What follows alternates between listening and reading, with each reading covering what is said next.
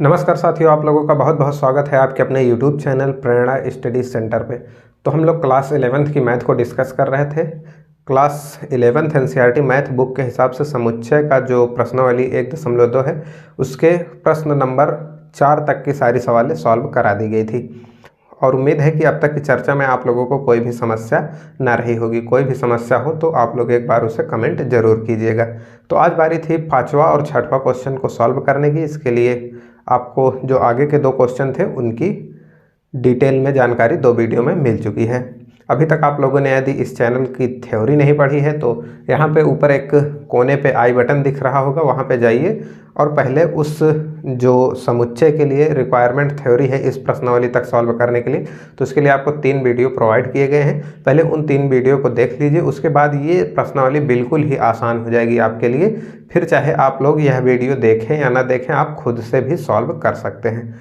तो आइए फिर बढ़ते हैं, लेकिन वीडियो एक बार ज़रूर देख लीजिएगा क्योंकि कुछ साथ में एडिशनल जानकारियाँ होती हैं वो आप स्किप कर देंगे उसको। तो पहले खुद से लगाइएगा, फिर उसके बाद एक बार देख लीजिएगा उसके साथ में और कौन कौन सी चीज़ें ऐड की गई हैं, तो आपकी नॉलेज इम्प्रूव होगी, आपका टाइम वेस्ट नहीं जाएगा।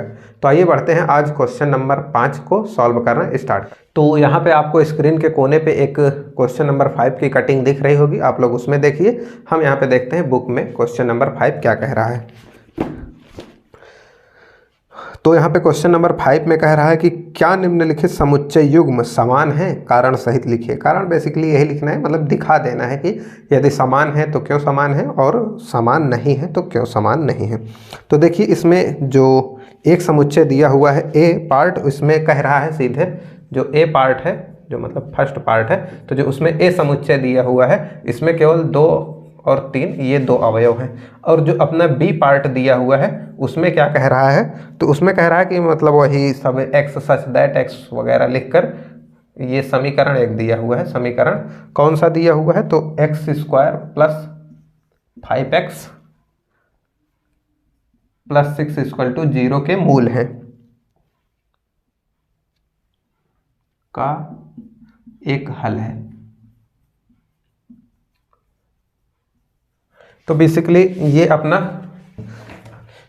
अपना पहला समुच्चय दिया हुआ है। तो अब देखिए हम लोग इसका मूल अगर निकालें तो यहाँ से इसको हम लोग निकालना स्टार्ट करते हैं। तो x square plus 5x plus 6 ऐसा दिया हुआ है।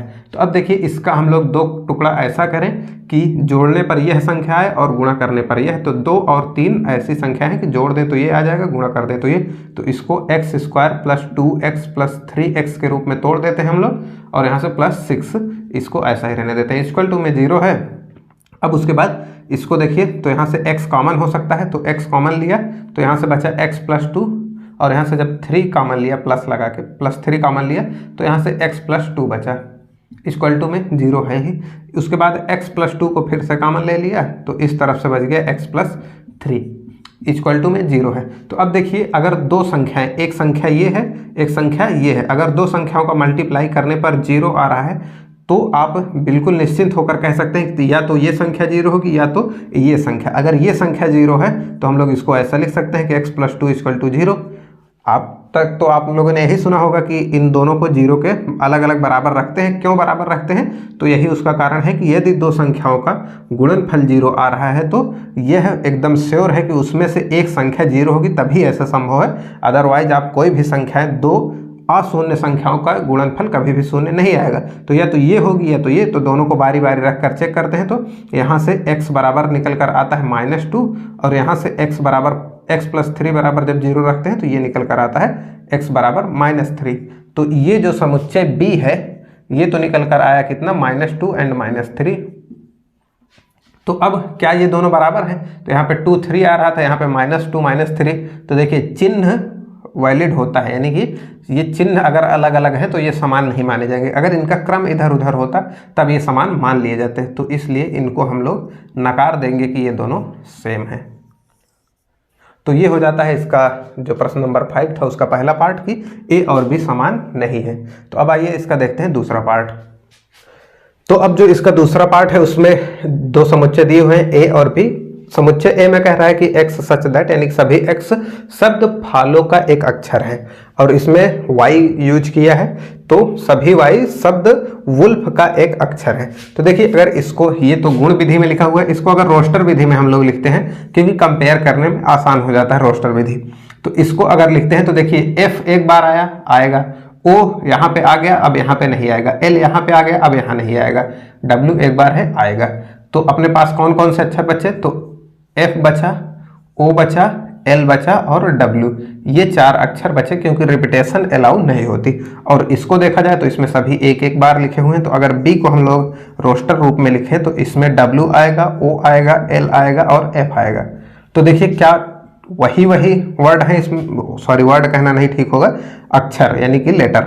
तो W इसमें है, W इसमें भी है, O इसमें है, O इसमें भी है, L इसमें है, L इसमें भी है, F इसमें है, इसमें भी है। 4 लेटर इसमें वही है, 4 लेटर इसमें वही है। इसलिए हम लोग टेंशन फ्री होकर कह सकते हैं कि A = B, दोनों बराबर हैं। तो इसी के साथ ये क्वेश्चन नंबर 5 समाप्त हो जाता है। इसमें 2 पार्ट थे, दोनों पार्ट हो गए।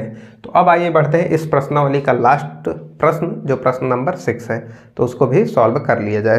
तो अब यहाँ पे स्क्रीन के कोने पे आपको एक कटिंग दिख रही होगी, बेसिकली उसमें क्वेश्चन नंबर 6 लिखा हुआ है। तो देखिए क्वेश्चन नंबर 6 में क्या लिखा हुआ है, नीचे दिए गए समुच्चयों में समान समुच्चयों का चयन करना है। तो ये कुछ H तक यानी कि 8 समुच्चय लिखे हुए हैं, इनमें जो जो समान है उनको आपको मार्क करना है, उसको दिखा देना है कि इसके बराबर ये है। तो आइए इसको भी सॉल्व कर लिया जाए। तो देखिए अगर हम लोग समुच्चय ए को देखते हैं तो इसमें 2, 4, 8 और 12 ये 4 अवयव हैं। ऐसा कोई समुच्चय इनमें से दिख रहा है तो 2, 4, 8, 12 ये नहीं है, 2, 4, 8, 12 इसमें भी नहीं, 2, 4, 8, 12 ये किसी में भी नहीं है, तो ए को छोड़ते हैं। अब बी पे आते हैं, तो बी में 1, 2, 3, 4 है, ऐसा कोई समुच्चय, तो यहाँ 1 दिख नहीं रहा, यहाँ पे 1 है, 2 है, 3 है, 4 है, तो ये बी और डी देखिए दोनों बराबर दिख रहे हैं। इसमें 1, 2, 3, 4 है, इसमें भी 1, 2, 3, 4 ये है। तो हम लोग इसको यहाँ पे लिख देते हैं कि जो अपना समुच्चय बी है वो डी के बराबर है, या डी को बी के बराबर लिख सकते हैं। आप उल्टा सीधा इसको इधर उधर कर सकते हैं। अब उसके बाद ये बी हो गया। अब सी को देखिए तो यहाँ पे 4 है, 8 है, 12 है, 14 है, ऐसा कोई भी समुच्चय इसमें से नहीं दिख रहा है। डी पे बात करें तो ये तो बी के बराबर हो ही गया है। ई पे बात करें तो इसमें -1 है और 1 है, तो ऐसा जी ए जो समुच्चय है इसमें भी देखिए 1 और -1 है। क्रम इधर उधर हो सकते हैं लेकिन समुच्चय वो बदलता नहीं है। अगर इधर उधर क्रम है तो नहीं बदलता, चिन्ह अलग अलग हैं तब बदल जाएगा, या इसमें माइनस माइनस दोनों हो जाते हैं, इसमें प्लस प्लस तब नहीं होता।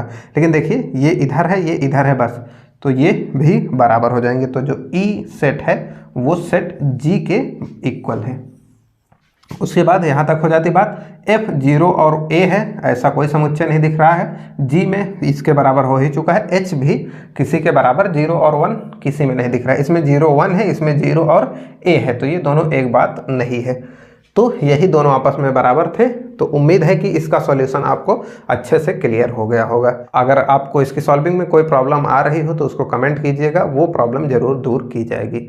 अगर आपको ये सेशन स्लो लग रहा हो तो आप इसको 1.5x तक बढ़ा लीजिए, तो आपको बेटर रिस्पांस मिलेगा। जानकारी पसंद आई हो, वीडियो अच्छा लगा हो तो वीडियो को लाइक कर दीजिएगा, दोस्तों के साथ शेयर करना मत भूलिए। चैनल को सब्सक्राइब करके बेल आइकन को प्रेस कर लीजिए, जिससे कि जब भी कोई नई वीडियो अपलोड की जाए तो उसका नोटिफिकेशन सबसे पहले आपके पास पहुंच जाए। तो मिलते हैं नेक्स्ट वीडियो में, तब तक के लिए जय हिंद।